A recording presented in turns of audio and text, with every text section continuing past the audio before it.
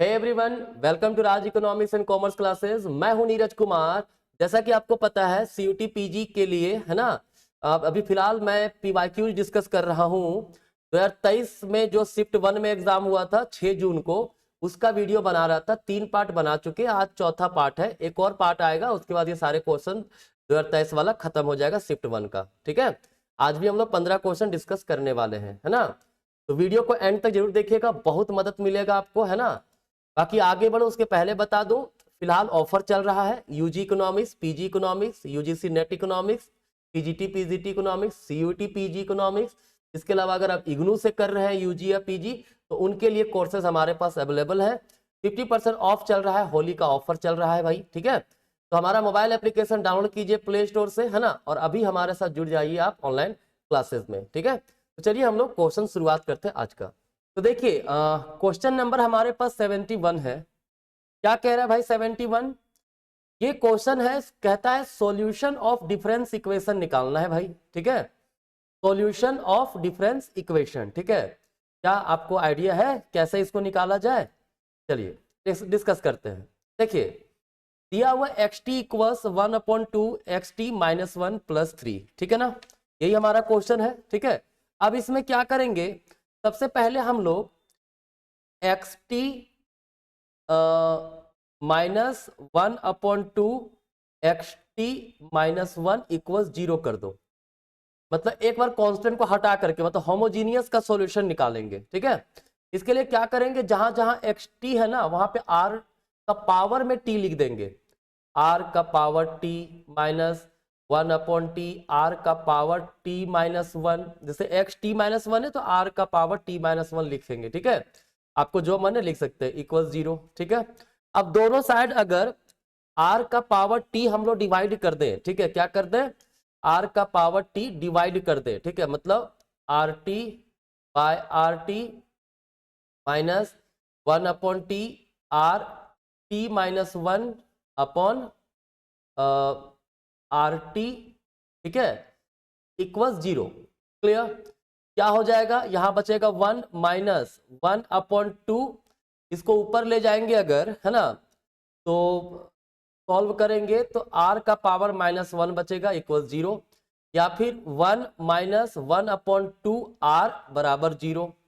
इसको सॉल्व करेंगे 1 equals 1/2 r, क्या हो जाएगा 2r इक्वल्स 1।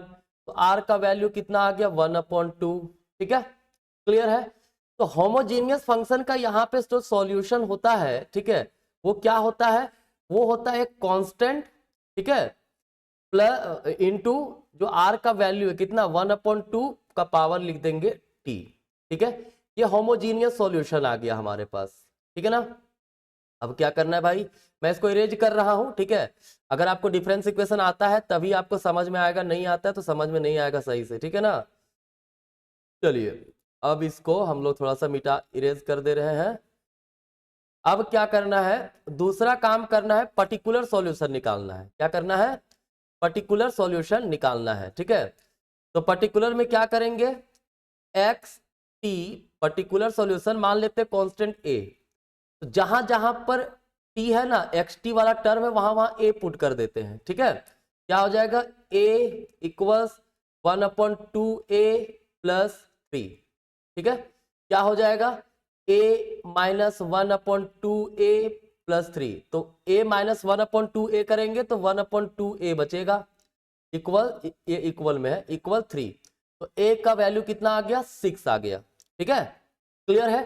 तो जो हमारा कंप्लीट सॉल्यूशन जो होगा, ठीक है, वो क्या होगा, एक्स टी बराबर डिफरेंस इक्वेशन का सॉल्यूशन क्या होगा, होमोजीनियस सॉल्यूशन जो हमने निकाला है, c 1/2 का पावर t प्लस ए, है ना, ए कितना है 6। ये हमारा हो गया कंप्लीट सॉल्यूशन। ठीक है ना, अब क्या करना है, अब करना क्या है कि मान लेते t बराबर है 0, t का वैल्यू क्या है 0, t इक्वल्स मान लीजिए 0। तो इसको लिख सकते हैं क्या, x0 इक्वल्स c का पावर 1/2 का पावर t के जगह 0 प्लस 6। क्या हो जाएगा, x0 इक्वल c प्लस 6। तो क्या लिख सकते हैं, x0 माइनस सी इक्वल 6, ठीक है, लिख सकते हैं हम लोग, है ना। तो आप लोगों को करना क्या यहाँ पे, अब जो हमारा मतलब अच्छा कांस्टेंट का वैल्यू निकालना है, सॉरी सॉरी सॉरी, यहाँ पे कांस्टेंट का वैल्यू निकालेंगे क्या, x not minus 6 equal C, ठीक है। तो यहाँ पे लिख सकते हैं c के जगह पर इसको x नॉट माइनस 6 इंटू 1/2 का पावर t प्लस 6, है ना, दिस इज द आंसर। कहीं है ऐसा? बिल्कुल है, ऑप्शन नंबर 1 में ऐसे ही आंसर है, अरेंज करके लिखा हुआ है, इसको अरेंज करके आप लिख सकते हैं, ठीक है। आगे हमारा option number 1, this is the correct answer, ठीक है, कोई दिक्कत नहीं यहां तक आपको। चलिए 72 नंबर क्वेश्चन हमारा कह रहा है, ये कहता है डिमांड फॉर मनी जो है हमारा L इक्वल 0.25y है, ठीक है, कितना है demand for money, L equal 0.25y, supply of money जो है वो एक कांस्टेंट है, ठीक है, सप्लाई ऑफ मनी कांस्टेंट है, इसका मतलब सबसे पहले LM कर वर्टिकल हो जाएगा, तो ये ऑप्शन ऐसे ही खत्म हो गया, ठीक है।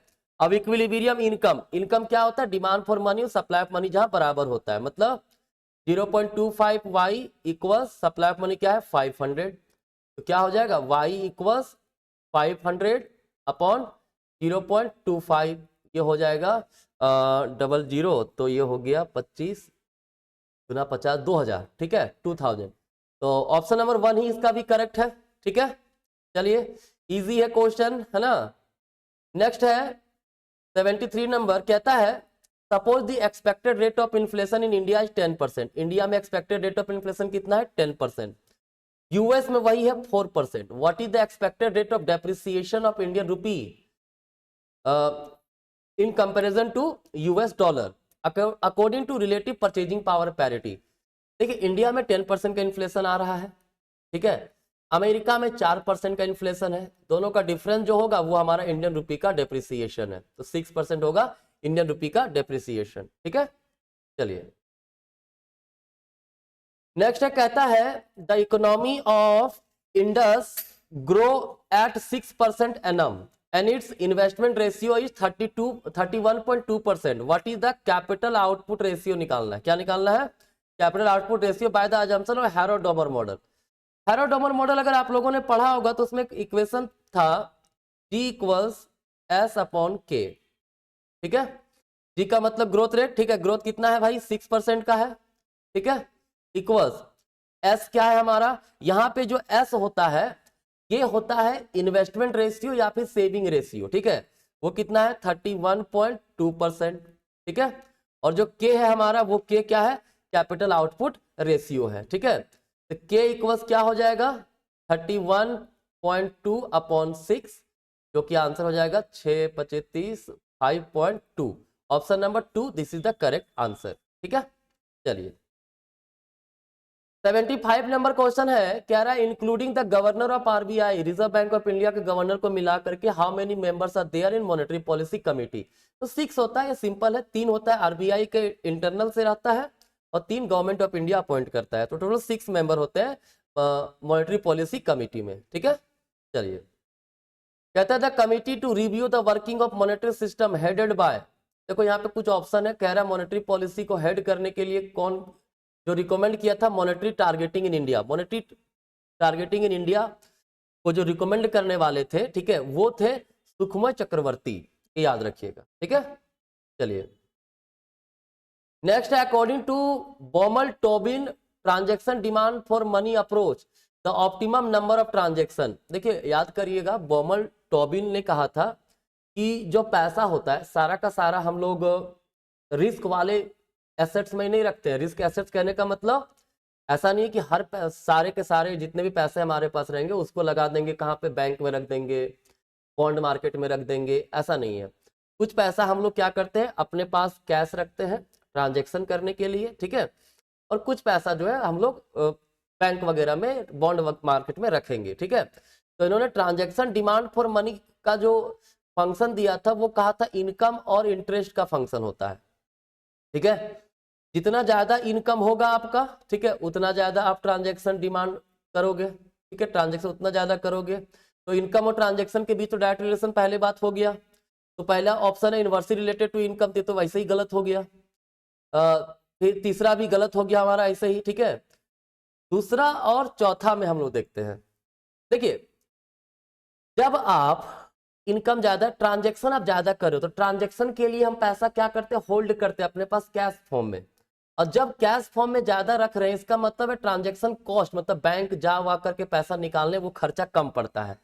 तो ट्रांजैक्शन कॉस्ट के साथ जो हमारा है वो इनवर्स रिलेशन है, ठीक है। साथ ही साथ जब हम पैसा बैंक में ना रख करके अपने पास कैश रखते हैं, तो जो इंटरेस्ट इनकम जो है वो फोरगोन हो जाता है, वो गवा देते हैं, ठीक है। तो जितना ज्यादा ट्रांजैक्शन करेंगे, मतलब जितना ज्यादा कैश रखेंगे अपने पास, उतना ज्यादा हम लोग इंटरेस्ट इनकम जो है, इंटरेस्ट इनकम वो उतना ज्यादा गवाएंगे, ठीक है।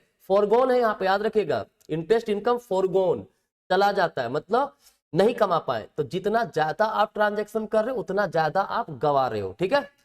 तो इंटरेस्ट इनकम के साथ भी जो हमारा है रिलेशन वो होता है डायरेक्ट, ठीक है। अब देखते हैं ऑप्शन चौथा, तो होगा नहीं, जो ट्रांजैक्शन कॉस्ट के साथ जो हमारा ऑप्टिमम नंबर ऑफ ट्रांजैक्शन होता है उसके साथ ट्रांजैक्शन कॉस्ट का रिलेशन इनवर्स है, ठीक है। हाइयर दी ट्रांजैक्शन, मतलब हाइयर दी कैश आप रख रहे हो, lower will be the transaction cost, क्योंकि आप बैंक नहीं जा रहे हो, ठीक है। अब ऑप्शन 2 बच गया हमारे पास, directly related to interest rate and income. देखिए, ट्रांजैक्शन जो हमारा है इनकम के साथ डायरेक्ट रिलेशन है, लेकिन यहाँ पे इंटरेस्ट रेट ना हो करके ज्यादा अच्छा रहता ये लिखना, इंटरेस्ट इनकम फॉरगोन, ठीक है। तो आंसर तो इसका 2 होगा, लेकिन यहाँ पे इंटरेस्ट रेट ना हो करके क्या होना चाहिए, इंटरेस्ट इनकम फॉरगोन, ठीक है। क्योंकि इन्होंने भी कहा था इंटरेस्ट रेट और ट्रांजैक्शन के बीच इनवर्स रिलेशन होता है। इंटरेस्ट रेट हाइयर रहेगा तो हम लोग ट्रांजैक्शन कम करना चाहेंगे, हम लोग पैसा बैंक में जमा करके ज्यादा कमाएंगे, ठीक है। तो ये इंटरेस्ट रेट यहाँ नहीं होगा ऑप्शन में, ठीक है। बाकी ऑप्शन तो यही बच रहा है, तो आंसर तो हमारा यही हो जाएगा, ठीक है। चलिए नेक्स्ट है क्वेश्चन नंबर 78, कहता है if A L X upon A L Y and A R L X A R L Y are the opportunity cost of producing X and Y in country A and B. ये country A का opportunity cost of producing X है in term of Y, ये हमारा है किसका, B का, ठीक है। P X upon P Y is the international price ratio of X to Y, ठीक है। देखो, जब अब कहता है country, both country will go to complete specialization when, मतलब दोनों ही कंट्री कब स्पेशलाइज होगा, इसके लिए कुछ ऑप्शन दिए हुए हैं। कहीं नहीं कह रहा है कि कौन एक्स में कौन वाई में, कहता है पॉसिबिलिटी इस ऑप्शन के अकॉर्डिंगली छाटिए जहां पे दोनों कंट्री कुछ ना कुछ प्रोडक्ट में स्पेशलाइज हो रहा है, ठीक है। तो जब स्पेशलाइजेशन की बात होती है ना, तो प्राइस रेशियो बेसिकली मिडिल में रहता है, ठीक है। तो ये ऑप्शन हमारा चौथा इसे खत्म हो गया। ये पहला ऑप्शन अगर देखेंगे तो ये कह रहा है जो कंट्री ए का अपॉर्चुनिटी कॉस्ट है X in term of Y, वो लेस है कंट्री बी से, मतलब कंट्री ए जो है वो एक्स गुड में स्पेशलाइज होगा, कंट्री बी जो है वो वाई गुड में स्पेशलाइज होगा, मतलब दोनों कंट्री स्पेशलाइज हो जा रहा है। तो ऑप्शन हमारा 1 नंबर ही करेक्ट होगा, ठीक है। चलिए देखिए, ये सब चीजें अगर आप लोग पढ़े हुए तभी समझ में आएगा, ठीक है। तो अभी मुझे उम्मीद यही है कि जब आप लोग यूजीसी ये सीयूटी पीजी का प्रिपरेशन कर रहे हैं, मतलब ये सब चीजें पढ़ चुके हैं, तब आप तैयारी कर रहे हैं, ठीक है। चलिए, अब for a random variable x इतना इक्वल 6 एंड ये एक्चुअली में आपका ना मोमेंट है, ठीक है। फोर्थ मोमेंट है ये वाला, ये आपका सेकंड मोमेंट है। What is the value of kurtosis, देख कर्टोसिस का फॉर्मूला होता है फोर्थ मोमेंट, है ना। इसको हम लोग ऐसे ही लिख लेते हैं, fourth moment upon second moment जो हमारा होता है ये है एक्स माइनस म्यू स्क्वायर का होल स्क्वायर, मतलब सेकेंड मोमेंट का स्क्वायर, ठीक है। तो फोर्थ मोमेंट 16 है, सेकेंड मोमेंट 2 है, 2 का स्क्वायर, तो 4 होगा आंसर, कोई दिक्कत नहीं। चलिए नेक्स्ट है a consumer has demand function, इतना कहता है डिमांड दिया हुआ 100 माइनस पी, कंज्यूमर सरप्लस निकालना, x price of the good दिया है 50, ठीक है। तो देखो पहले डिमांड दिया हुआ है, प्राइस हमारे पास दिया है 50, इक्विलिब्रियम प्राइस, तो इक्विलिब्रियम डिमांड क्या हो जाएगा भाई 100 माइनस 50, ये भी आपका 50 आ जाएगा, ठीक है। इसी तरह इक्विलिब्रियम क्वांटिटी, कंज्यूमर सरप्लस क्या करते हैं भाई, कंज्यूमर सरप्लस निकालने के लिए सबसे पहले इसको कन्वर्ट करते हैं इसको लिख सकते हैं ना p इक्वल्स 100 माइनस डी, ठीक है। तो 100 डिमांड फंक्शन 100 माइनस डी को इंटीग्रेट करेंगे। डिमांड आप कभी कभी डी को एक्स में कन्वर्ट कर सकते हो, डी की जगह एक्स लिख सकते हो, आपकी मर्जी है, ठीक है। मैं डायरेक्ट बना दे रहा हूँ, माइनस 50 इंटू 50, यहाँ 0 और इक्विलिब्रियम क्वांटिटी कितना है 50, ये होगा, ठीक है। सॉल्व करते हैं तो 100 D minus D square upon 2 minus 2500, ठीक है। तो 100 डी यहाँ पे वैल्यू जो है वो पुट करना होगा 0 और 50, है ना। 50 पुट कर देते, डायरेक्टली पे पुट कर दे रहा हूँ, ठीक है। क्या हो जाएगा 100 इंटू 50, 100 इंटू 50 तो 50 ये हो गया 5000 माइनस 50 का स्क्वायर अपॉन 50 25 अपॉन 2 माइनस 2500, ठीक है। तो हो जाएगा 5000 माइनस 1250 माइनस 2500, तो कितना हो गया 5000 माइनस 3750 बराबर कितना हो गया 1250। तो हमारा आंसर 1250 होगा, ठीक है। चलिए नेक्स्ट क्वेश्चन है 81 नंबर, कहता है करेंसी टू डिपॉजिट रेशियो, इसको हम लोग सी मान लेते हैं। करेंसी डिपॉजिट कितना है 0.2 है। रिजर्व टू डिपॉजिट रेशियो ये आर है, मान लीजिए 0.1 है, ठीक है। मनी मल्टीप्लायर, तो मनी मल्टीप्लायर का फॉर्मूला होता है 1 plus currency to deposit ratio upon R plus C, ठीक है। कितना हो जाएगा 1 प्लस 0.2 अपॉन 0.1 प्लस 0.2 मतलब 1.2 अपॉन 0.3, पॉइंट पॉइंट कैंसल, 4 3 12 4 होगा आंसर, ऑप्शन नंबर 4, ठीक है। इजी है। नेक्स्ट है क्या है भाई, suppose that is the function of x, homogeneous function of degree के, है ना। होमोजीनियस फंक्शन है डिग्री के का, which of the following statement is true. तो देखो हम लोग यहाँ पे कह रहे हैं कि होमोजीनियस फंक्शन ऑफ डिग्री के है, ठीक है। तो dz अपॉन dx, देखो सिंपल सा एग्जांपल ले लेते हैं हम लोग, ठीक है। एग्जांपल क्या ले लूँ मैं, मान लीजिए z equals 2h X square Y square minus A X का पावर 4 माइनस बी वाई का पावर 4, ठीक है। ये होमोजीनियस फंक्शन ऑफ डिग्री 4 है, मतलब यहाँ पे k मान लेते k बराबर 4, ठीक है। अब देखो इसको डिफ्रेंशिएट करते हैं, तो dz अपॉन dx करेंगे, क्या आएगा 4h एक्स वाई का पावर 2 माइनस 4a एक्स का पावर 3, ये माइनस बाकी खत्म हो गया, x के रिस्पेक्ट में कर रहे y खत्म, ठीक है। यहाँ पे देखो ये होमोजीनियस फंक्शन ऑफ डिग्री कितना हुआ x y का पावर 2 मतलब 3, इधर 3, तो 3 डिग्री का हुआ, है ना। मतलब k माइनस 1 हुआ ना, तो पहला ऑप्शन तो गलत है। सेकेंड ऑप्शन देखते हैं भाई, ये 3 डिग्री का होमोजीनियस फंक्शन है ना dz अपॉन dx, तो चूंकि अगर हमारा क्वेश्चन होमोजीनियस k बराबर 4 है अगर, तो एक कम हुआ ना, तो k माइनस 1 होना चाहिए था, तो गलत है। अब देखते हैं इसको हम लोग y के रिस्पेक्ट में डिफ्रेंशिएट कर देते हैं, dx इंटू डी वाई, ठीक है। या dy इंटू डी सेम होता है, अलग अलग नहीं होता है। क्या हो गया y के रिस्पेक्ट में इसको कर दें, हाँ जी ठीक है। चलिए तो y तो 8h एक्स वाई, बस इतना बचा। ये हुआ 2 डिग्री का, मतलब k माइनस 2, तो ये भी ऑप्शन गलत है, ठीक है। k माइनस 2 होना चाहिए था, क्लियर। चलिए नेक्स्ट देखते हैं,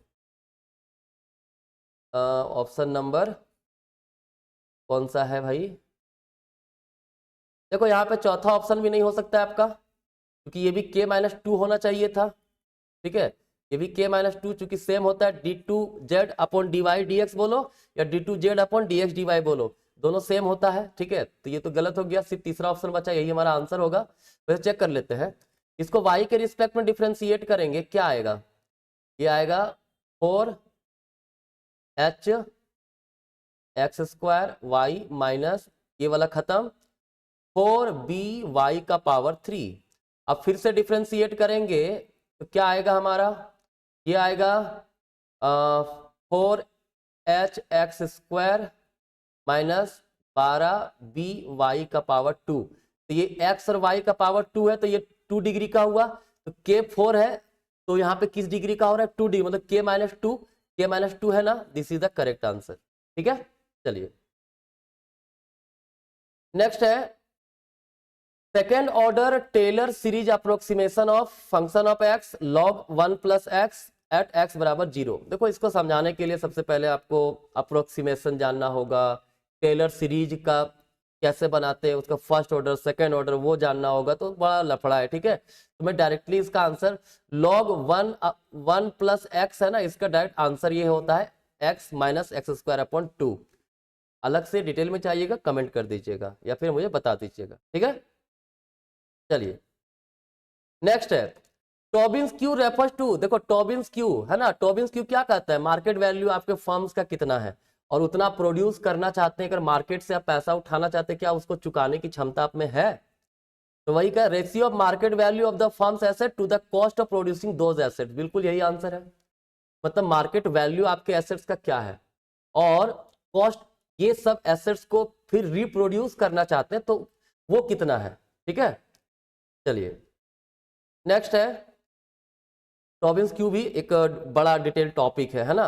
कहता है suppose that random sample of 10, n कितना है 10, कोवेरियंस में 2 वेरिएबल, कोवेरियंस एक्स वाई कितना है 100, स्टैंडर्ड डेविएशन एक्स और वाई का दिया है, एक्स का है 5, वाई का है 20, regression coefficient in regression Y on X, Y on X, Y on X का रिग्रेशन कोफिशिएंट होता है क्या?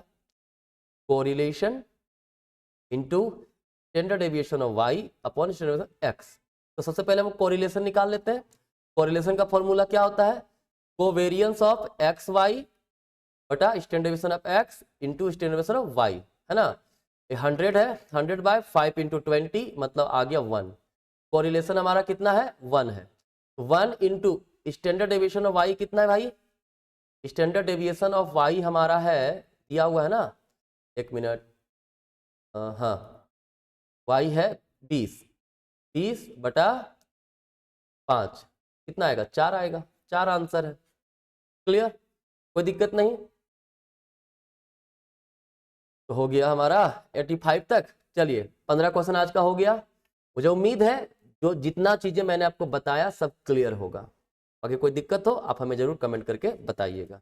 धन्यवाद।